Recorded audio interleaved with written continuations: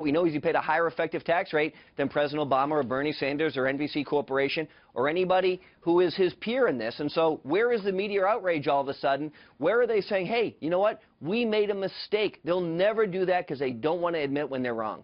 It seems that President Trump has what's being called a deep state problem.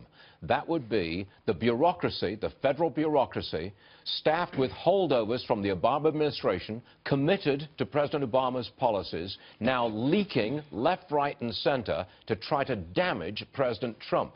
In this case, it could be, we don't know for sure, but it could be somebody in the IRS leaked this tax return. That would be deep state operating against the current president.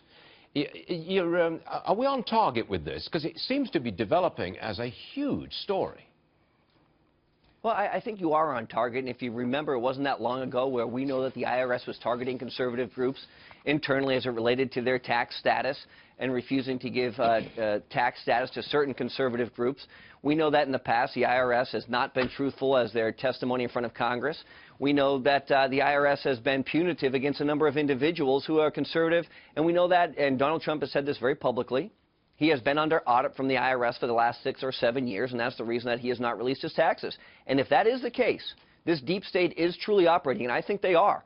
They will do anything they can to damage this president. These are the career government officials, the bureaucrats, who are accountable to nobody, the civil servants. And look, there are many, many very good people who serve in our government. Well, but there are some who have their own agenda, and that agenda should be the agenda of the President of the United States and nobody else. But you do know what's being said this morning, that this release looks so good for Donald Trump that he must have released it himself. You're smiling. Are you discounting that completely? Look, what's the value of Donald Trump releasing his taxes from 2005? To show that he paid 25%? To show that he's really rich? We already know he's really rich. This isn't a surprise. Proves it. This proves it and makes him look real good relative to Bernie Sanders and to President Obama and to Comcast, which owns MSNBC. He doesn't need to look good. Look, if this were the case, he could have released this if he wanted to during the campaign to put this whole issue to bed.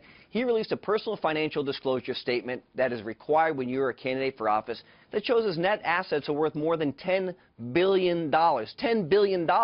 And we see that in 1 year, 11 years ago, he made $153 million. We know he's really rich. Nobody should be surprised about this. What we also know is that he pays his fair share. But, Stuart, this is the important part. What Donald Trump has always said and what he believes, as a private citizen, as a small business owner, he has an obligation to pay the least amount of taxes possible so that he can give back to his business and reinvest in those things. And he's still paying 25%. You know, where is the outrage all of a sudden? Where is it? Where's Bernie Sanders? You know, where's Bernie Sanders saying that Donald Trump paid double what he paid? Corey, I'm getting to that right now. I promise you. Corey Lewandowski, time's up, but thanks for joining us. We'll see you again soon. Thank you very much indeed.